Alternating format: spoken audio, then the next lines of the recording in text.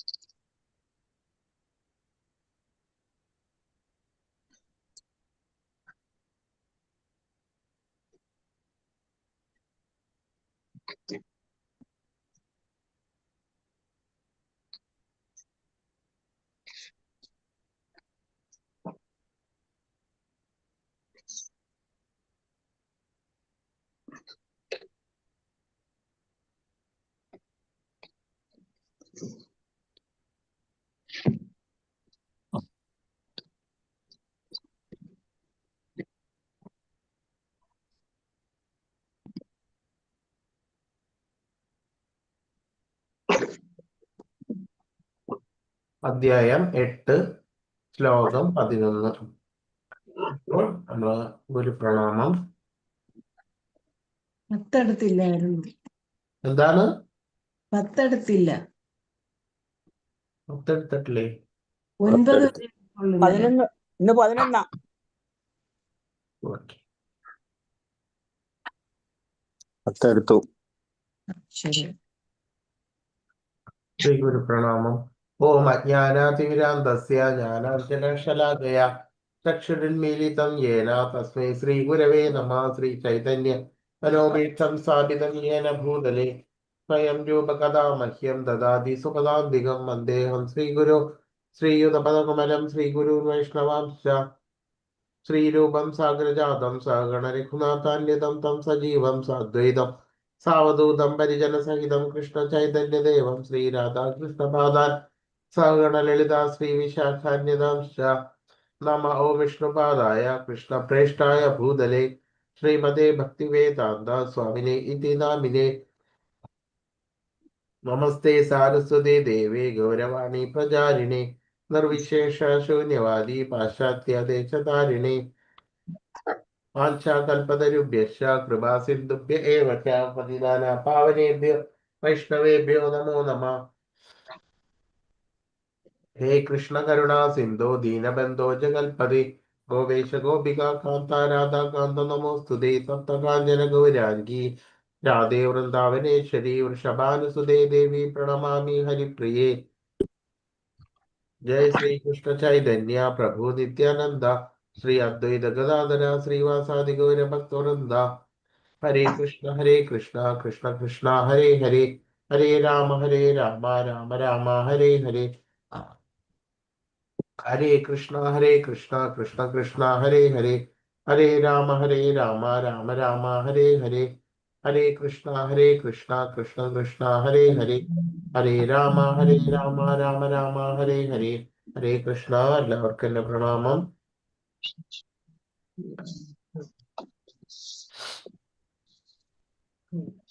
ശ്ലോകം 10.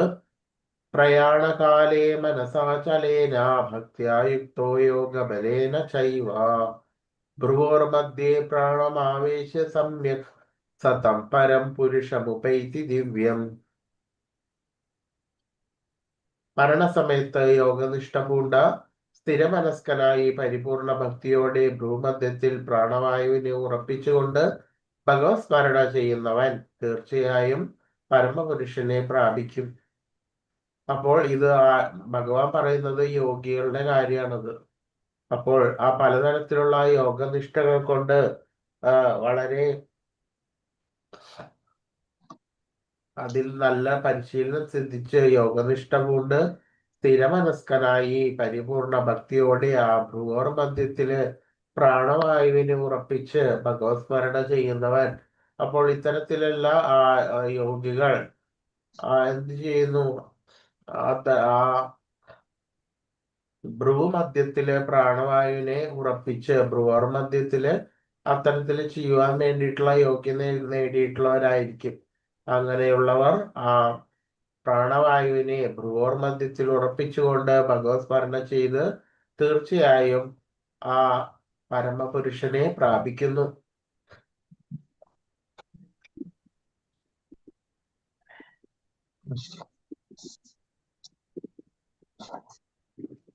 യദക്ഷരം വേദവിദോ വദന്തി വിശന്തി യദ്യതയോ വീതരാഗാ യദിച്ഛന്തോ ബ്രഹ്മചര്യം ചരന്തി തത്തേ പദം സംഗ്രഹേണ പ്രവക്ഷ്യേ.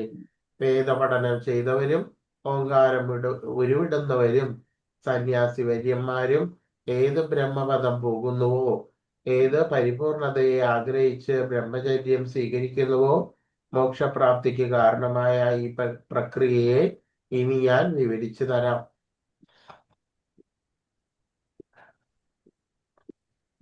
അപ്പോൾ ആ മോക്ഷപ്രാപ്തിക്ക് ഹേതുവായിട്ടുള്ള പ്രക്രിയ പലവിധത്തിലുള്ള കൂട്ടര് ഏതൊക്കെയാണ്?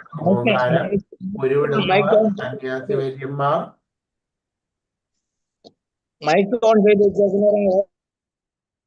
ഹരേ കൃഷ്ണ ഹരേ കൃഷ്ണ. എന്താണ്?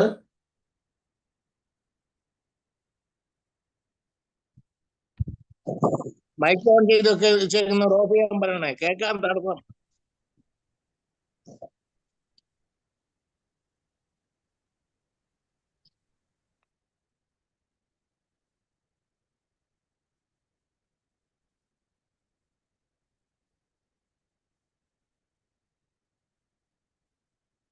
ഇപ്പോൾ വേദപഠനം ചെയ്തവരും ഓങ്കാരം ഉരുവിടുന്നവരും സന്യാസി വര്യന്മാരും ഏതൊക്കെ തരത്തിലുള്ള ആളുകളാണെങ്കിൽ പോലും ആ പരിപൂർണമായിട്ട് ആ മോക്ഷപ്രാപ്തിക്ക് ആരാണോ ഇച്ഛയ്ക്ക് പലതരത്തിലുള്ള ആ യോഗചര്യകളിൽ കൂടെയും ഓങ്കാരം ഉരുവിടുന്നവരും അങ്ങനെ ആ മോക്ഷപ്രാപ്തിക്ക് ഹേതുവാകുന്ന അവർക്ക് എന്തൊക്കെയാണ് മോക്ഷപ്രാപ്തിക്ക് വേണ്ടിയിട്ടുള്ളത് എന്ന ആ പ്രക്രിയ ഭഗവാൻ വിവരിച്ചു തരാം എന്നാണ് പറയുന്നത്.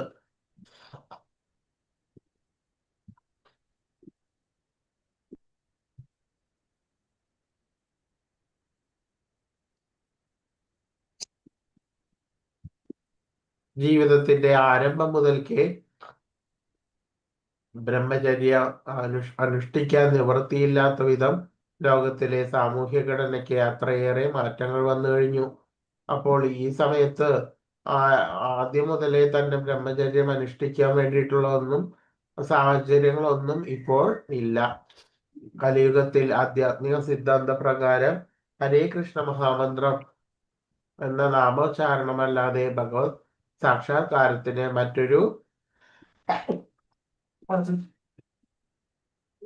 മറ്റൊരു വഴിയുമില്ലെന്ന് ശ്രീ ചൈതന്യ മഹാപ്രഭു പ്രഖ്യാപിച്ചു. അപ്പോൾ ബാല്യം മുതലേ വേദപഠനത്തിനും ബ്രഹ്മചര്യത്തിനും എല്ലാം അവസരമുണ്ടാകുന്നത് വളരെ കുറച്ച് ആളുകൾക്ക് മാത്രമേ ഉള്ളൂ. ബാക്കി ആരും തന്നെ ഗുരുകുലത്തിലോ മറ്റ് വേദാന്ത പഠനത്തിനോ ഒന്നും കടക്കുന്നില്ല. അപ്പോൾ അത്തരത്തിലുള്ള ആളുകളെ വച്ചിട്ടാണ് ഈ ചൈതന്യ മഹാപ്രഭു അവരെ നോക്കിയിട്ടാണ് പറയുന്നത്. എന്ത്? ഹരേ കൃഷ്ണ മഹാമന്ത്രം എന്ന നാമോച്ചാരണം അല്ലാതെ ഭഗവത് സാക്ഷാത്കാരത്തിന് മറ്റൊരു വഴിയും ഇല്ല. അപ്പോൾ ആ കലിയുഗത്തിലെ യുഗധർമ്മവും എന്താണ്? ജപമാണ്. യോഗാനുഷ്ഠാനത്തിന് ആദ്യമായി വേണ്ടത് സർവ ഇന്ദ്രിയങ്ങളുടെയും കവാടം അടയ്ക്കുകയാണ്. ഇതിന് പ്രത്യാഹാരം എന്ന് പറയുന്നു. അപ്പോൾ എന്താണ്? യോഗാനുഷ്ഠാനത്തിലെ ഏറ്റവും പ്രധാനമാണ് അഷ്ടാംഗ യോഗം. അതിലെ യമം നിയമം എന്നൊക്കെ പറയുന്നത് അഹിംസ, തപസ്യ ഉള്ള റെഗുലേറ്റീവ് പ്രിൻസിപ്പിൾസ്, അത് എന്ന് പറഞ്ഞു കഴിഞ്ഞാല് ഋജുത്വം, ഇതൊക്കെയാണ് വേണ്ടത് ആദ്യമായിട്ട് തന്നെ. പറഞ്ഞാല് നമ്മളുടെ വാക്ക്, പ്രവൃത്തി, ചിന്ത ഇതെല്ലാം തന്നെ ഒരേ രീതിയിലായിരിക്കണം. അതുമാതിരി അപരിഗ്രഹം, മറ്റുള്ളവരുടെ നിന്ന് ഒന്നും ആഗ്രഹിക്കരുത്. അതുപോലെ അഹിംസ, ബ്രഹ്മചര്യം, ഇതെല്ലാം ആദ്യമേ പരിശീലിക്കുന്നു. അതാണ് യമം നിയമം. അത് കഴിഞ്ഞാല് ആസനം, ശരിയാവണ്ണമുള്ള ഇരിപ്പിടം സുഗമമാക്കുവാൻ ഭഗവാനെ ആ പരമാത്മാവിനെ ഭഗവാനിൽ ഉറപ്പിക്കുന്നതിന് വേണ്ടിയിട്ട് ചെയ്യുന്നതാണ്. സുഗമമായിട്ട് ഇരിക്കുവാൻ വേണ്ടിയിട്ട് സ്ഥിര സുഖം ആസനം എന്ന പ്രമാണം അനുസരിച്ചിട്ട് പലതരത്തിലുള്ള ആസന പ്രക്രിയകളിലും അവർ കടക്കുന്നു. അങ്ങനെ സ്ഥിരമായിട്ട് ആ ഭഗവാനെ, ആ പരമാത്മാവിനെ ചിന്തിക്കാൻ അതുമാതിരി എന്താ യോഗത്തിന് വേണ്ടിയിട്ട് ഇരിക്കുവാൻ വേണ്ടിയിട്ട് സ്ഥിരമായിട്ട് വളരെ നാളുകളും ഇരിക്കേണ്ടി വരും. അപ്പൊ അതുകൊണ്ട് അതിനു വേണ്ടിയിട്ടാണ് അവര് പല വിധത്തിലുള്ള ആസനങ്ങൾ, അതായത് ഇപ്പോൾ നമ്മൾ കാണുന്ന യോഗാസനങ്ങളെല്ലാം ആ ആസന എന്നുള്ള ആ വിഷയത്തിൽ നിന്നാണ് വന്നിട്ടുള്ളത്.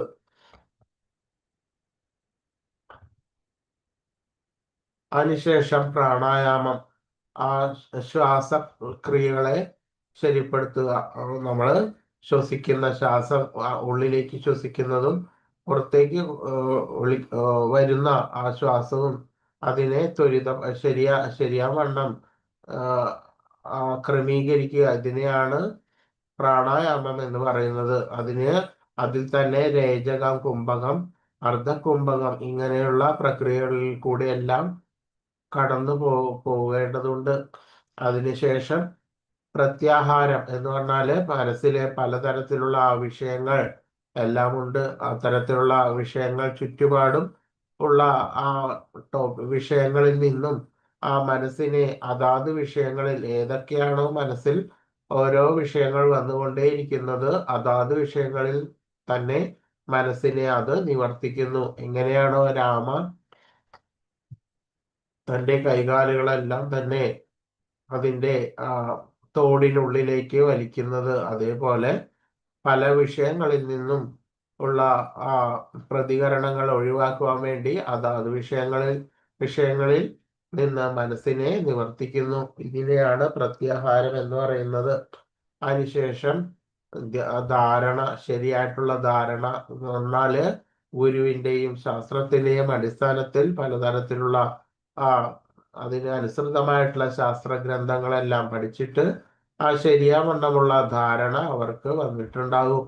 അതിനുശേഷം ശരിയായ വണ്ണമുള്ള ധ്യാനത്തിലേക്ക് മുഴുകുന്നു. ആ ധ്യാനം എന്ന് പറഞ്ഞാല് നിരർക്കളമായിട്ടുള്ള ഭഗവത് സ്മരണയാണ് ശരിയായിട്ടുള്ള ധ്യാനം എന്ന് പറയുന്നത്. അങ്ങനെ ആ ധ്യാനം കഴിഞ്ഞിട്ട് ധാരണ, ധ്യാനം, സമാധി എന്ന അവസ്ഥയെ പ്രാപിക്കുന്നു.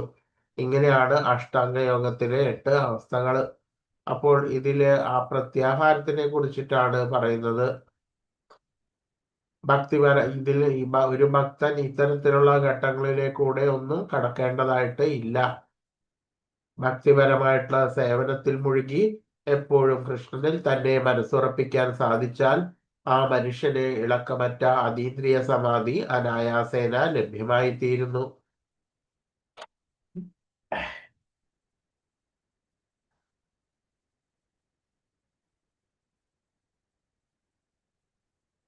സർവദ്വാരാണി സംയമ്യ മനോഹൃതി നിരുദ്ധ്യ ച മൂർധന്യാധായാത്മന പ്രാണമാസ്ഥിത യോഗധാരണം. ഇവിടെ പറഞ്ഞ പ്രകാരം യോഗം പരിശീലിക്കണമെങ്കിൽ ആദ്യമായി വേണ്ടത് ഇന്ദ്രിയങ്ങളുടെ കഥ കടക്കുകയാണ്. ഇപ്രകാരം ഇന്ദ്രിയങ്ങളെ സംയമിച്ച് മനസ്സിനെ ഹൃദയത്തിൽ ഏകാഗ്രമാക്കുകയും പ്രാണവായുവിനെ മൂർധാവിൽ സ്ഥിരീകരിക്കുകയും ചെയ്താൽ യോഗസ്ഥനാകാം. അപ്പോൾ ഇതില് ആ യോഗികളുടെ കാര്യമാണ് ഇതിൽ പറയുന്നത്. ഓമിത്യേകാക്ഷരം ബ്രഹ്മ വ്യാഹരൻ മാമനുസ്മരൻ യപ്രയാതി ത്യജൻ ദേഹം സയാതി പരമാഗതി.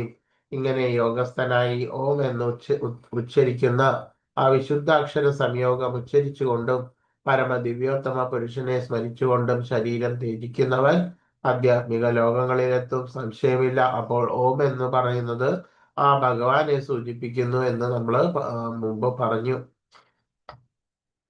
അങ്ങനെ ആ ദിവ്യോത്തമ പുരുഷനെ സ്മരിച്ചുകൊണ്ട് ഈ ശരീരം ത്യജിക്കുന്നവൻ ആ ഉത്കൃഷ്ട ലോകങ്ങളിലേക്കൊക്കെ എത്തുന്നു.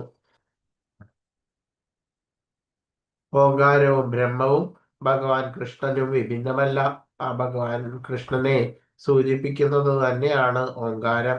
ആ മാതിരി ഭഗവാന്റെ വിസ്തരണം തന്നെയാണ് ബ്രഹ്മം എന്ന്. അപ്പോൾ ഇതൊന്നും തന്നെ ആ ഭഗവാനിൽ നിന്ന് വിഭിന്നം അല്ല. കൃഷ്ണന്റെ അവ്യക്തിഗത ശബ്ദമത്രേ ഓങ്കാരം. ജീവിതാന്ത്യത്തിൽ ഹരേ കൃഷ്ണ കൃഷ്ണ കൃഷ്ണ ഹരേ ഹരേ, ഹരേ രാമ രാമ രാമ ഹരേ ഹരേ എന്ന മഹാമന്ത്രം ഉരുവിട്ട് മരിക്കുമ്പോൾ തീർച്ചയായും ആധ്യാത്മിക ലോകങ്ങളിലൊന്നിൽ എത്തിച്ചേരും. അപ്പോൾ നമ്മൾ ചെയ്യുന്ന ആ കൃഷ്ണബോധത്തിന്റെ തീവ്രതയനുസരിച്ചിട്ട് ആണ് ശരിയാവണ്ണമുള്ള കൃഷ്ണബോധത്തിലാണെങ്കിൽ ഭഗവാന്റെ ആധ്യാത്മികമായിട്ടുള്ള ആ ലോകങ്ങളെല്ലാം പ്രാപിക്കുവാൻ സാധിക്കുന്നു. യഥാർത്ഥ ഭക്തിയോഗത്തിൽ ഭക്തന് കൃഷ്ണനിൽ മാത്രമേ താല്പര്യമുള്ളൂ എന്ന് വെളിവാക്കുന്നു. ഏകീഭാവമോ ഭൗതിക ബന്ധങ്ങളിൽ നിന്ന് വിമുക്തിയോ ശുദ്ധ ഭക്തൻ ആഗ്രഹിക്കുന്നില്ല. അദ്ദേഹത്തിന് ഒരാഗ്രഹവുമില്ല, കൃഷ്ണനിൽ മാത്രമാണ് ആസക്തി. മറ്റേതൊന്നിനേക്കാളും ശ്രേഷ്ഠമാണ് ഭഗവത്ഗീത ഭക്തിയോഗത്തെ കാണുന്നത്. അപ്പോൾ ഒരു ഭഗവത് ഭക്തന് യാതൊരു തരത്തിലുള്ള ആസക്തിയും ഇല്ല. പിന്നെ ഏതിലാണ് ആസക്തി? ഭഗവാനിൽ മാത്രമാണ്. ആ ഭഗവാനിൽ വേണ്ടിയിട്ടുള്ള സേവനത്തിന് മാത്രമാണ് ആസക്തി വരുന്നത്. വേറെ യാതൊരു വിഷയങ്ങളിലും ആസക്തി വരുന്നില്ല. അപ്പോൾ ഭഗവാനെ ഇച്ഛിച്ചും കൊണ്ടാണ് ഇത്തരത്തിലുള്ള പ്രവർത്തികളെല്ലാം ചെയ്യുന്നത്. ഒരു വേള നിയതമായിട്ടുള്ള കർമ്മങ്ങളെല്ലാം ചെയ്തുകൊണ്ടിരുന്നാൽ പോലും ആ ഭക്തൻ എന്താണ് ചെയ്യുന്നത്? ആ ഭഗവാന്റെ സേവയാക്കി അത് മാറ്റുന്നു.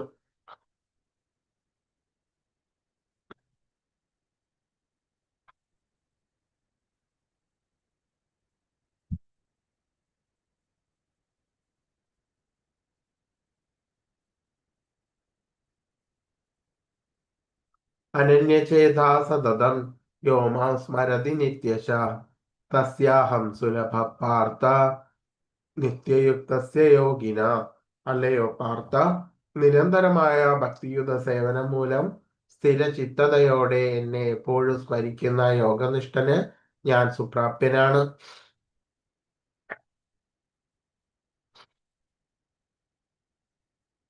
ഇപ്പോൾ ആ നിരന്തരമായിട്ടുള്ള ഭക്തിയുത സേവനം എന്ന് പറഞ്ഞാല് ഒരു വേള കുറച്ച് ഭക്തിയുത സേവനം ഇതെല്ലാം ചെയ്തിട്ട് മറ്റ് വിഷയങ്ങളിൽ മുഴുകിയിട്ട് പിന്നെയും ഒരു നിരർഗളമായിട്ട് അല്ലാതെ ചെയ്യുന്ന രീതിയല്ല ഇവിടെ പറയുന്നത്. നിരന്തരമായിട്ടെന്ന് പ്രത്യേകം പറയുന്നുണ്ട്.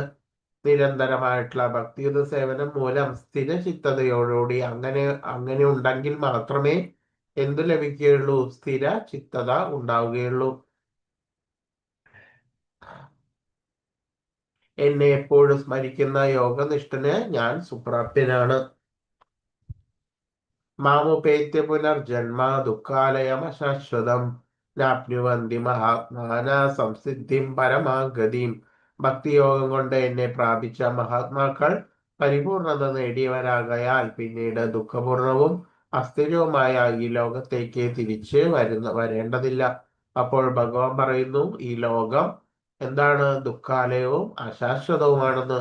അപ്പോൾ ശരിയാവണ്ണമുള്ള ആ സുഖം എന്ന് പറയുന്നത് ഒരിക്കലും ഈ ഭൂമിയിൽ നിന്ന് കിട്ടുകയില്ല എന്ന് ഇതിൽ നിന്ന് മനസ്സിലാക്കണം. അപ്പോൾ ഭഗവാൻ പറയുന്നു, ഇത് ദുഃഖാലയമാണ്. നമ്മൾ ഒരു വേള സുഖമെന്ന് ഇരിക്കുന്ന കാര്യങ്ങളെല്ലാം തന്നെ കുറെ കഴിഞ്ഞാൽ അത് സുഖമായിട്ട് തോന്നുകയില്ല. പിന്നീട് അത് ആ സുഖം തന്നെ ദുഃഖത്തിലേക്ക്, ആത്യന്തികമായിട്ടുള്ള ദുഃഖത്തിലേക്ക് വഴിവെക്കുന്നു. എന്തുകൊണ്ടെന്നാൽ അവനവന്റെ സുഖത്തിനും ഭോഗത്തിനും ഇച്ഛിച്ചിട്ട് നാലുപാടും പരതി നടക്കുന്ന ആളുകൾക്ക് ഒരിക്കലും തന്നെ ആ ശരിയായിട്ടുള്ള സുഖം കിട്ടുകയില്ല. ആ ശരിയാവണ്ണം ആ ഭഗവാന്റെ ആ ഭക്തിയോഗം, ആ കൃഷ്ണബോധം ശീലിച്ചിട്ട് ഭഗവാനെ കീർത്തനം ചെയ്ത് ഭഗവത് സേവനം ചെയ്യുമ്പോൾ മാത്രമാണ് ശരിയാവണ്ണം ഒരാൾക്ക് ആനന്ദം അനുഭവിക്കാൻ കഴിയുന്നത്. അതല്ലാതെ യാതൊരു തരത്തിലുള്ള ആ ഭഗവത് സൃഷ്ടിയുടെ പദാർത്ഥങ്ങളിൽ നിന്നോ ആ അവസ്ഥകളിൽ നിന്നോ ഒരിക്കലും ഈ ഭൗതിക ലോകത്ത് സുഖം നേടുവാൻ സാധിക്കുകയില്ല. അങ്ങനെ ആ ഭക്തിയോഗം കൊണ്ട് എന്നെ പ്രാപിച്ച മഹാത്മാക്കൾ അപ്പോൾ ശരിയാവണ്ണം സ്ഥിരമായി നിഷ്ഠയോട് കൂടിയിട്ട് ഭക്തിയുത സേവനം ചെയ്തിട്ട് മുന്നോട്ട് പോകുന്ന ആ മഹാത്മാക്കൾ പരിപൂർണത നേടി സ്ഥിരചിത്തരായി അവർ പിന്നീട് ഈ ദുഃഖപൂർണവും അസ്ഥിരവുമായിട്ടുള്ള ഈ ലോകത്തിലേക്ക് വരുന്നില്ല. അസ്ഥിരമായിട്ടുള്ള ഈ ഭൗതിക പ്രപഞ്ചം ജനനം, വാർദ്ധക്യം, രോഗം, മരണം എന്നിവയാൽ ബാഹുല്യം ഉള്ളവയാകയാൽ അത് പരിപൂർണത നേടി ഗോലോക വൃന്ദാവനം എന്ന കൃഷ്ണലോകം പ്രാപിച്ച് ഒരാൾ തിരിച്ചു വരാൻ ആഗ്രഹിക്കുന്നില്ല. അപ്പോൾ ശരിയായിട്ടുള്ള അശ്വാശ്വതമായിട്ടുള്ള എന്ന് പറഞ്ഞാല് നമ്മളെ പരിണാമ വിധേയമായിട്ടുള്ള ഈ ലോകത്ത് നിന്ന് ശാശ്വതമായിട്ടുള്ള സുഖം ലഭിക്കുന്ന ആ വൃന്ദാവന കൃഷ്ണലോകത്തിലേക്ക് പോകുവാനുള്ള മാർഗമാണ് ശരിയാവണ്ണമുള്ള സ്ഥിരതയോടുകൂടിയിട്ടുള്ള കൃഷ്ണാബോധം. അവിടെ എത്തിക്കഴിഞ്ഞാൽ ഒരാൾക്കും തിരിച്ച് വരാൻ ആഗ്രഹിക്കുന്നില്ല. കർമ്മജ്ഞാന ഹഠയോഗങ്ങൾ അനുഷ്ഠിച്ചു പോകുന്നവർക്കെല്ലാം പരമദിവ്യമായ കൃഷ്ണന്റെ ധാമം പോകണമെങ്കിൽ കൃഷ്ണാവബോധം അഥവാ ഭക്തിയോഗത്തിൽ പരിപൂർണത നേടേണ്ടി വരും. അപ്പോൾ കർമ്മത്തിനും ജ്ഞാനത്തിനും ഹഠം ഇങ്ങനെ പലവിധ മാർഗങ്ങളിൽ കൂടി യോഗങ്ങൾ അനുഷ്ഠിച്ചു വന്നാൽ പോലും ആ പരമദിവ്യോത്തമ പുരുഷന്റെ ധാമം പോകണമെങ്കിൽ ശരിയാവണ്ണമുള്ള ആ ഭക്തിയുത ഭക്തന്മാർക്ക് മാത്രമേ അത്തരത്തിലുള്ള ഭഗവാന്റെ ഗോലോക ധാമത്തിൽ സ്ഥാനമുള്ളൂ എന്ന് പറയുന്നു. അങ്ങനെ ആ ഭക്തി യോഗത്തിലെ പരിപൂർണത നേടിയവർക്കാണ് ആ ഗോലോക ധാമത്തിന് അർഹത. പഞ്ചാഗ്നി വിദ്യ എന്ന യജ്ഞമനുഷ്ഠിച്ച് മനുഷ്യന് ബ്രഹ്മലോകം പോകുവാൻ കഴിയുന്നു. അപ്പോൾ ആ വൈദിക ഗ്രന്ഥങ്ങളിലെല്ലാം പലതരത്തിലുള്ള ക്രിയകളെ കുറിച്ചെല്ലാം പറയുന്നുണ്ട്. അപ്പൊ അതിലൊരു ക്രിയയാണ് പഞ്ചാഗ്നി വിദ്യ. ഈ പഞ്ചാഗ്നി വിദ്യ എന്ന് പറയുമ്പോൾ 4 ചുറ്റും തീ കത്തിച്ചിട്ട് എന്ന് പറയുമ്പോൾ തെക്കും വടക്കും പടിഞ്ഞാറും അല്ല നമ്മുടെ ഇരിക്കുന്ന ആളുടെ ചുറ്റും അഗ്നി കത്തിക്കും. അതിനുശേഷം മുകളില് ആണെങ്കിൽ സൂര്യൻ, അങ്ങനെ നട്ടുച്ച സമയത്ത് വളരെ 12:30-1 മണിയുടെ ആ സൂര്യന്റെ വെയില്, ബാക്കി ഭാഗവും അഗ്നി കത്തിക്കുക. ഇങ്ങനെ ഉള്ള തപം അതിന്റെ നടുക്കിരുന്നിട്ട് ചെയ്യുന്ന ആ തപത്തിനെയാണ് പഞ്ചാഗ്നി വിദ്യ എന്ന് പറയുന്നത്. അപ്പോൾ ഇത്തരത്തിൽ അതിലിരുന്നിട്ട് പലതരത്തിലുള്ള ജപങ്ങളും എല്ലാം ചെയ്തിട്ട് അങ്ങനെയുള്ള ഒരു മനുഷ്യന് ബ്രഹ്മലോകം പോകുവാൻ കഴിയുന്നു. ഇത് വേദഹിതങ്ങളാണ്. അപ്പോൾ അങ്ങനെ പല വിധത്തിലുള്ള ഉത്കൃഷ്ട ലോകങ്ങളെ പ്രാപിക്കുവാനുള്ള വിദ്യകളും വേദങ്ങളിലും കർമ്മകാണ്ഡങ്ങളിലെല്ലാം കാണുവാൻ കഴിയും. എന്നാൽ ബ്രഹ്മലോകത്ത് വെച്ച് കൃഷ്ണാബോധം പരിശീലിക്കാതിരുന്നാൽ അപ്പോൾ ചില ലോകങ്ങളില് എല്ലാം തന്നെ എന്താണ് ആ പുണ്യം ക്ഷയിച്ച് വരികയാണ് ചെയ്യുന്നത്. ചില ലോകത്തില് മാത്രമേ അതിന് ചെയ്യുവാൻ വേണ്ടിയിട്ടുള്ള യോഗ്യതയുള്ള ആ കർമ്മ കാണ്ഡം നമ്മൾ കർമ്മം ചെയ്യുവാൻ വേണ്ടിയിട്ട് തിരഞ്ഞെടുക്കുന്നത് ഭൂമിയെ തന്നെയാണ്. അപ്പോൾ എല്ലാ ലോകങ്ങളിലും അത് പറ്റിക്കൊള്ളണമെന്നില്ല. അപ്പോൾ അവിടുത്തെ ആ പുണ്യങ്ങളെല്ലാം ക്ഷയിച്ചിട്ട് പിന്നീട് തിരിച്ച് ഭൂമിയിലേക്ക് എത്തേണ്ടി വരും.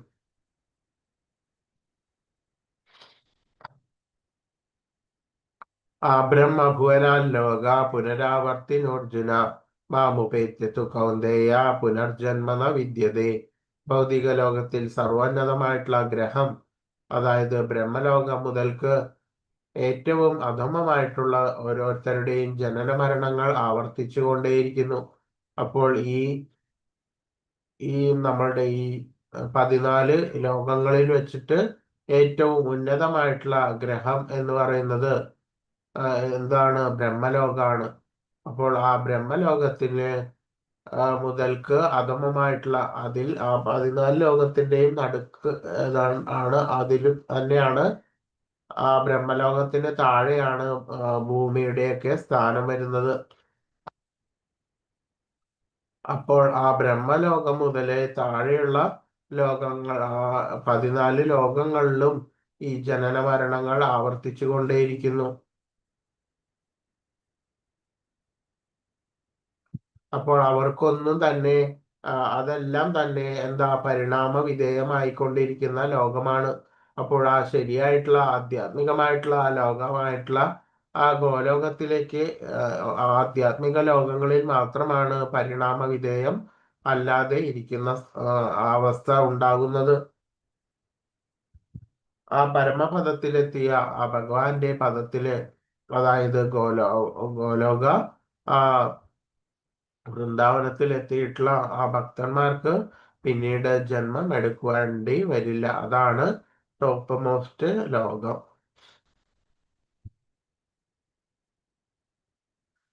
അത് ഈ ബ്രഹ്മലോകത്തിനെയും അതിക്രമിച്ചിട്ട് പോകുന്നു.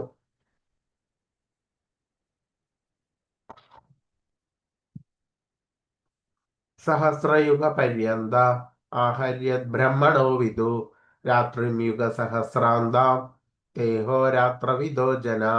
മനുഷ്യഗണത പ്രകാരം 1000 യുഗങ്ങൾ വേണം ബ്രഹ്മാവിന്റെ ഒരു ദിവസത്തിന്. അപ്പോൾ ബ്രഹ്മാവിന്റെ ഒരു ദിവസത്തിന് എത്രയാണ്? 1000 യുഗങ്ങളാണ് ബ്രഹ്മാവിന്റെ ഒരു ദിവസവും. രാത്രിയും അതേപോലെ തന്നെ. അപ്പോൾ ഒരു ദിവസം എന്ന് പറഞ്ഞാൽ ഡേ എന്ന് പറയുമ്പോൾ ഉദ്ദേശിച്ചത് പകൽ മാത്രമാണ്. 1000 യുഗങ്ങൾ, രാത്രിയും 1000 യുഗങ്ങൾ. അങ്ങനെയാണ് ബ്രഹ്മാവിന്റെ ഒരു ദിവസം.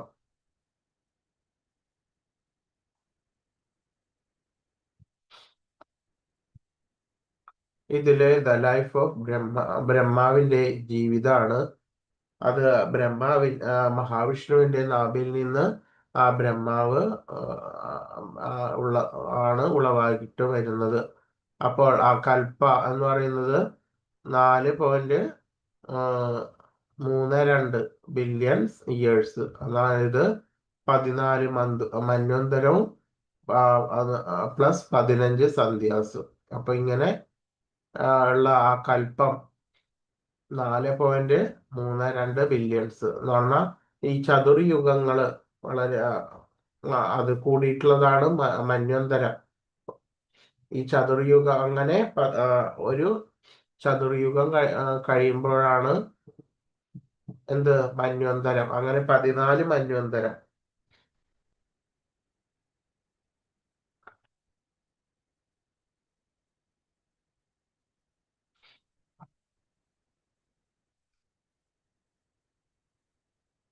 അപ്പോൾ ഈ ദിവ്യയുഗങ്ങൾ ഏതൊക്കെയാണ്? 4.32 മില്യൺ ഇയർ. 4 യുഗങ്ങൾ കൂടിയിട്ട് 4.32 മില്യൺ ഇയേഴ്സ് ആകും ദിവ്യയുഗം.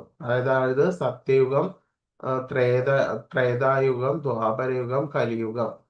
അപ്പോൾ ഇതെല്ലാം കൂടിയിട്ട് അങ്ങനെ എന്താണ് മന്വന്തരത്തില് 306.72 മില്യൺ ഇയേഴ്സ്, അതായത് 71 ദിവ്യ യുഗങ്ങൾ.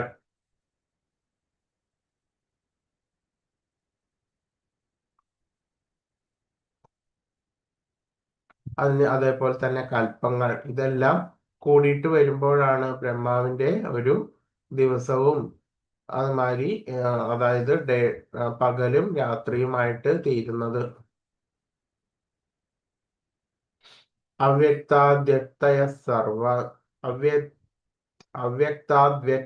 സർവ പ്രഭവന്ത്യഹരാഗമേ രാത്രിയാഗമേ പ്രലീയന്തേ തത്രൈവാവ്യക്ത സംജ്ഞകേ. ബ്രഹ്മദിനാരംഭത്തിൽ സർവഭൂതങ്ങളും അവ്യക്തതയിൽ നിന്ന് പ്രത്യക്ഷീഭവിക്കുന്നു. പിന്നീട് രാത്രിയാകുമ്പോൾ അവ അവ്യക്തതയിൽ തന്നെ വീണ്ടും ലയിക്കുകയും ചെയ്യുന്നു.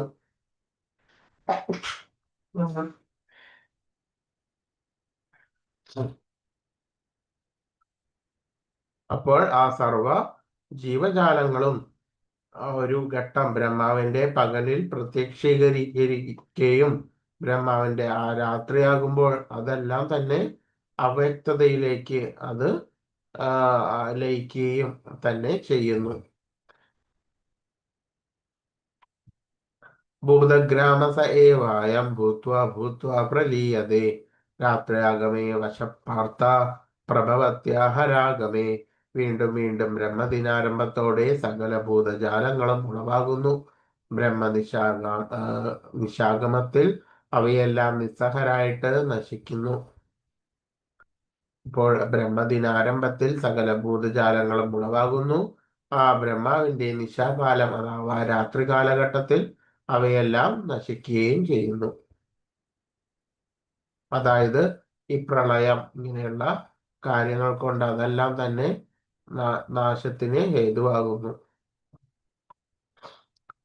പരസ്തത്വമത്വഭാവോന്യ വ്യക്താത് സനാതന യസ്സ സർവേഷു ഭൂതേഷു നശ്യത്സു വിനശ്യതി.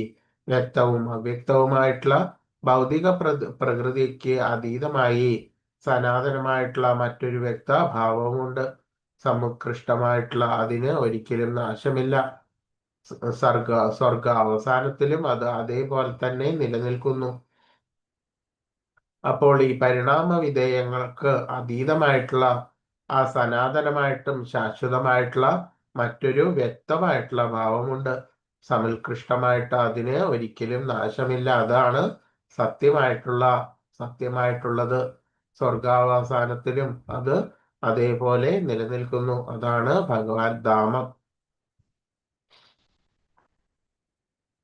അവ്യക്തോ ക്ഷര ഇത്യുക്ത സ്തമാഹു പരമാം ഗതിം യപ്രാപ്യ ന നിവർത്തന്തേ തദ്ധാമ പരമം മമ. വേദാന്തികൾ അവ്യക്തമെന്നും അക്ഷയമെന്നും വിശേഷിപ്പിക്കുന്നതും ആ പരമമായിട്ടുള്ള പ്രാപ്യസ്ഥാനം എന്നറിയപ്പെടുന്നതും ഒരിക്കലും എത്തിച്ചേർന്നാൽ പിന്നെ മടങ്ങി വരേണ്ടതായിട്ടില്ലാത്തതുമാണ് എൻ്റെ പരമമായിട്ടുള്ള ധാമം. അപ്പോൾ ആ ഭഗവാന്റെ ധാമത്തെക്കുറിച്ച് വളരെ വ്യക്തമായിട്ട് ഭഗവാൻ തന്നെ പറയുന്നു. വേദാന്തികൾ അവ്യക്തമെന്നും അവിടെ അതന്നെയാണ് വേദാന്തികളെ അവ്യക്തഗതവാദികൾ എന്ന് പറയുന്നത്. അക്ഷയമെന്നും എന്ന് പറഞ്ഞാല് ക്ഷയമില്ലാത്തത് എന്തോ അതാ അക്ഷയം എന്ന് വിശേഷിക്കപ്പെടുന്നതും പരമമായിട്ടുള്ള പ്രാപ്യസ്ഥാനം എന്നറിയപ്പെടുന്നതും ശരിയായിട്ടുള്ള നമ്മൾ പ്രാപിക്കേണ്ടത് എന്തോ അതാണ് പ്രാപ്യസ്ഥാനം. അത് ഒരിക്കൽ എത്തിച്ചേർന്നാൽ പിന്നെ മടങ്ങി വരേണ്ടതായിട്ട് ഇല്ലാത്തതുമാണ് ശരിയായിട്ടുള്ള എൻ്റെ എന്ന് പറഞ്ഞാൽ ഭഗവാന്റെ പരമധർമ്മം.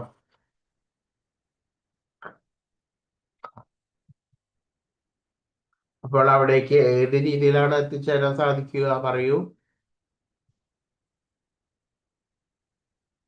എങ്ങനെ എത്തിച്ചേരാം? ഹരേ കൃഷ്ണ, ആര് പറയും?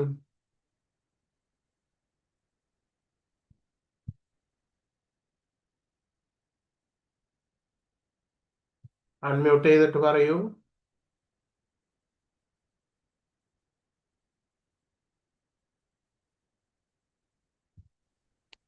ഈ യുക്തിപരമായ ഭക്തിത സേവനത്തിലൂടെ.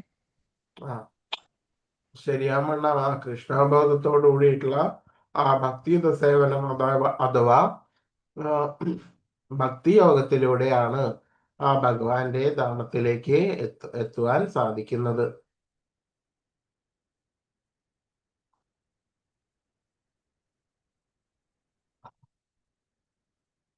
ചിന്താമണി ധാമം സർവ അഭിലാഷങ്ങളെയും നിറവേറ്റുന്നത് എന്നാണ് ഭഗവാൻ കൃഷ്ണൻ പരമധാമത്തെ ബ്രഹ്മസംഹിതയിൽ പറയുന്നത്. എല്ലാ സർവാഭിലാഷങ്ങളും നിറവേറ്റുന്ന ആ ധാമമാണ് ചിന്താമണി ധാമം. അത് തന്നെയാണ് ഭഗവാന്റെ ധാമം. ഇത് സംഹിതയിൽ പറയുന്നുണ്ട്. തങ്ങൾക്ക് ഇഷ്ടപ്പെട്ട ഭക്ഷ്യസാധനങ്ങൾ നൽകുന്ന കൽപ്പവൃക്ഷങ്ങളും ഒരിക്കലും പാൽവറ്റാത്ത സുരഭികളെന്ന പശുക്കളുമുണ്ട്. ഈ ധാമത്തിൽ അനേകമായിരം ലക്ഷ്മി ദേവിമാരുടെ പരിചരണം ഏറ്റുകൊണ്ട് ശ്രീ ഭഗവാൻ വാഴുന്നു.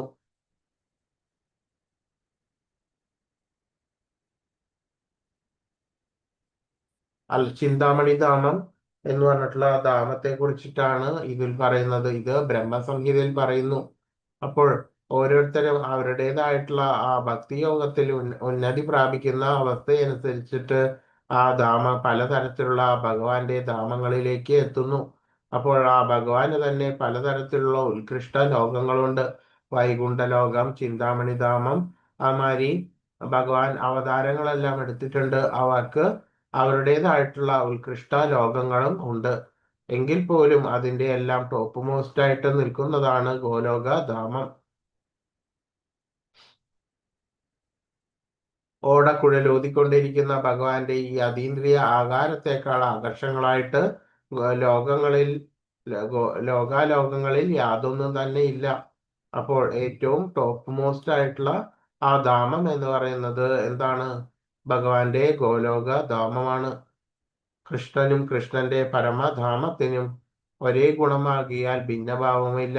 അപ്പോൾ നമ്മളുടെ ഈ സർവ്വ ജീവജാലങ്ങളിലും നിലനിൽക്കുന്ന ഈ ഭൂമിയില് എന്തുണ്ട്? നമ്മളുടെ ആത്മാവ് വേറെയാണ്, മറ്റ് ശരീരവും മറ്റ് പ്രകൃതിയും ഇതെല്ലാം തന്നെ വെവ്വേറെയാണ്.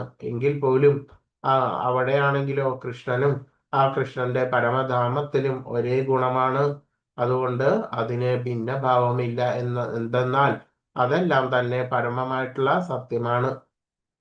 ഡൽഹിക്ക് 90 നാഴിക തെക്ക് കിഴക്കായി ആധ്യാത്മിക അന്തരീക്ഷത്തിലുള്ള ആ ഗോലോക വൃന്ദാവനത്തിന്റെ ഒരു ഭൗതിക പ്രതിരൂപമുണ്ട്. അപ്പോൾ നമ്മൾക്ക് ഇപ്പോൾ നോക്കിക്കഴിഞ്ഞാല് ഈ ഭൂമിയിലും ഒരു ഗോലോകമുണ്ട്, അതായത് ഉണ്ടായിരുന്നു. മധുര ജില്ലയിലെ 84 ചതുരശ്ര നാഴികയോളം വിസ്തൃതിയുള്ള വൃന്ദാവനം എന്ന ആ പ്രദേശത്തായിരുന്നു കൃഷ്ണൻ ഭൂമിയിൽ അവതരിച്ച കാലത്ത് കളിച്ചു നടന്നത്. അപ്പോൾ ആ ഭഗവാന്റെ അവതാര സമയം ആയ സമയത്ത്, കൃഷ്ണാവതാരം എടുക്കുന്ന സമയത്ത് അതിനു മുമ്പായി ആ ഗോലോകം ശരിയാവണ്ണം ആ സത്യമായിട്ടുള്ള ആ ഗോലോകം ഏത് രീതിയിലാണോ അതിന്റെ ചെറിയൊരു പതിപ്പ് അതേപോലെ തന്നെ ഭൂമിയിലേക്കും എത്തിച്ചേർന്നു. അതാണ് ഗോലോക വൃന്ദാവനത്തിന്റെ ആ പതിപ്പാണ് ഏത്? ഈ ഭൂമിയിലുള്ള ആ വൃന്ദാവനം, ഭൗതികമായിട്ടുള്ള ഈ വൃന്ദാവനം. കൃഷ്ണൻ വരുമ്പോൾ ആ ഭഗവാന്റെ അവതാര സമയം എടുക്കുമ്പോൾ അവിടെ ഭഗവാൻ ആ ലീലകൾ ആടുന്നതിന് വേണ്ടിയിട്ട് ആ ഭഗവാന്റെ ആ ലോകത്തിന്റെ അതേ പതിപ്പ്, ഒരു ചെറിയൊരു പതിപ്പ് ഈ ഭൂമിയിലേക്കും എത്തപ്പെട്ടു. അത് തന്നെയാണ് ഈ ഈ വൃന്ദാവനം, ഭൂമിയിൽ നമ്മൾ ഇപ്പോൾ കാണുന്ന ആ വൃന്ദാവനം. പക്ഷെ ഇപ്പോൾ അത് വളരെയധികം മാലിന്യങ്ങളും ഒക്കെയായിട്ട് കിടക്കുന്നു ഇപ്പോൾ. എങ്കിൽ പോലും ആ ഭക്തന്മാർ അതിലൊന്നും ശ്രദ്ധ വയ്ക്കാതെ ആ ഭഗവാനെ തന്നെ കേന്ദ്രമാക്കിക്കൊണ്ട് ആ വൃന്ദാവനത്തിലെത്തിയിട്ട് സാധനങ്ങളെല്ലാം ചെയ്യുന്നു. അപ്പോൾ ഈ വൃന്ദാവനത്തിലാണ് കൃഷ്ണൻ ഈ ഭൂമിയിൽ അവതരിച്ച കാലത്ത് കളിച്ച് നടന്നിട്ടുള്ള സ്ഥലം. പുരുഷസ്സ പരം പാർത്ഥ ഭക്ത്യാ ലഭ്യസ്ത്വനന്യയാ യസ്യാന്തസ്ഥാനി ഭൂതാനി യേന സർവമിദം തദം. ശുദ്ധമായ ഭക്തി കൊണ്ട് മാത്രം പ്രാപ്യനാണ് സർവരിലും മഹത്തനായിട്ടുള്ള ആ പരമദിവ്യോത്തമ പുരുഷൻ. സ്വധാവസ്ഥനാണെങ്കിലും സർവവ്യാപിയും സർവത്തെയും ഉൾക്കൊള്ളുന്നവനാണ് അദ്ദേഹം.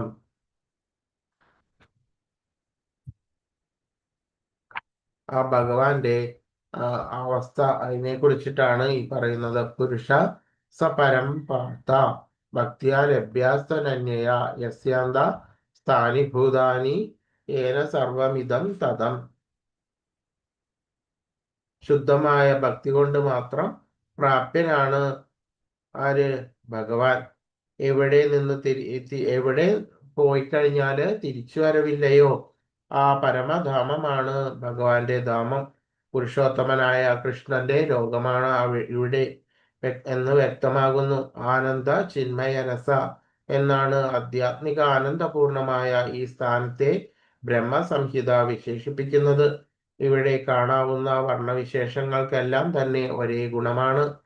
ആധ്യാത്മിക ആനന്ദം അവിടെ ഒന്നും ഭൗതികമായിട്ട് ഇല്ല. അതുകൊണ്ട് ഭഗവാന്റെ ആത്മീയ വിസ്തരണങ്ങളെ പോലെ തന്നെയാണ് അവിടെയുള്ള വൈവിധ്യമാർന്ന വിസ്തരണങ്ങളും. 7-ാം അധ്യായത്തിൽ വിവരിച്ചതുപോലെ അവിടുത്തെ എല്ലാ ആവിർഭാവങ്ങളും സമ്പൂർണമായും ആധ്യാത്മിക ശക്തിയും ആണ്.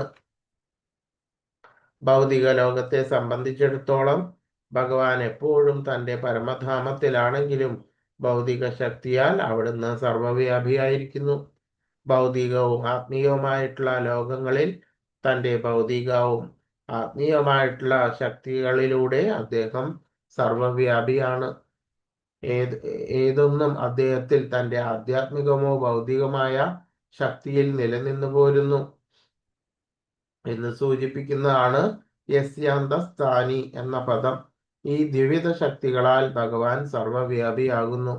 കൃഷ്ണന്റെ പരമധാമത്തിലോ എണ്ണമറ്റ വൈകുണ്ഠ ലോകങ്ങളിൽ എല്ലാം തന്നെ ഉണ്ട്. അതിൽ എത്തിച്ചേരാൻ ആ ഭഗവത് ധാമത്തിലും വൈകുണ്ഠ ലോകങ്ങളിലും എത്തിച്ചേരുവാൻ ആ ഭഗവത് ഭക്തി കൊണ്ട് മാത്രമേ കഴിയുള്ളൂ എന്ന് ഊന്നി പറയുന്നു. ഭക്തി എന്ന പദം പരമപദം പോകുവാൻ മറ്റ് വേറെ ഒന്നും തന്നെ സഹായമാകുകയില്ല. മറ്റ് യോഗികൾ എന്ന നിരാകാരവാദികളായിട്ടുള്ള യോഗികളും എല്ലാം തന്നെ ആ ഭഗവാന്റെ ബ്രഹ്മപദത്തിലേക്കാണ് എത്തിച്ചേരുന്നത്. അപ്പോൾ ശരിയാവണ്ണം ഭക്തി കൊണ്ട് മാത്രമേ ഭഗവാനെയും ഭഗവാന്റെ ധാമത്തെയും പ്രാപിക്കുവാൻ കഴിയുകയുള്ളൂ.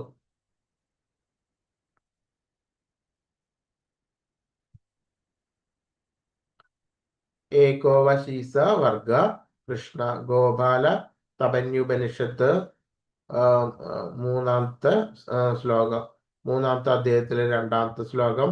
പരമധാമത്തിൽ ഒരു ഭഗവാൻ മാത്രമാണ് ഉള്ളത്. അവിടുത്തെ പേരാണ് കൃഷ്ണൻ. അത്യന്തം കാരുണ്യവാനാണ് അദ്ദേഹം.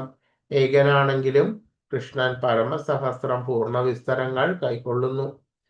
മാറി മാറി വരുന്ന അസംഖ്യം ഇലകളും വിവിധ പുഷ്പഫലങ്ങളും ചുമന്ന് നിശ്ചലമായി നിലകൊള്ളുന്ന ഒരു വൃക്ഷത്തോട് ഭഗവാനെ വേദങ്ങൾ ഉപമിച്ചിരിക്കുന്നു. വൈകുണ്ഠ ഗ്രഹങ്ങളിൽ ആധിപത്യം വഹിക്കുന്ന ഭഗവാന്റെ പൂർണ്ണ വിസ്തരങ്ങളായ ചതുർഭുജ മൂർത്തികൾ പുരുഷോത്തമൻ, ത്രിവിക്രമൻ, കേശവൻ, മാധവൻ, അനിരുദ്ധൻ, ഋഷികേശൻ, സംഘർഷണൻ, പ്രദ്യുമ്നൻ, ശ്രീധരൻ, വാസുദേവൻ, ദാമോദരൻ, ജനാർദ്ദനൻ, നാരായണൻ, വാമനൻ, പത്മനാഭൻ എന്നിങ്ങനെ പലതരത്തിലുള്ള നാമങ്ങൾ അഥവാ വിസ്തരണങ്ങൾ എല്ലാം തന്നെ ഇതിലൊക്കെ ഭഗവാൻ അറിയപ്പെടുന്നു. ഭഗവാൻ സദാ ഗോലോക വൃന്ദാവനം എന്ന ഉത്കൃഷ്ടധാമത്തിലാണെങ്കിലും സർവവ്യാപിയാണ്. എല്ലാം ഭംഗിയായി നടക്കുന്നു. ഗോലോക ഏവ നിവസത്യാഖിലാത്മഭൂത എന്ന് ബ്രഹ്മസംഹിത പറയുന്നു. ഭഗവാൻ വിദൂരസ്ഥനാണെങ്കിലും ഈ പ്രത്യക്ഷ പ്രപഞ്ചത്തിലെ എല്ലാ കാര്യങ്ങളും ചിട്ടയോടുകൂടിയും കുറ്റമറ്റ വിധത്തിലും നടത്തിക്കൊണ്ടു പോകാൻ തക്കവണ്ണം ബൃഹത്താണ് ഭഗവാന്റെ ശക്തിവിശേഷങ്ങൾ.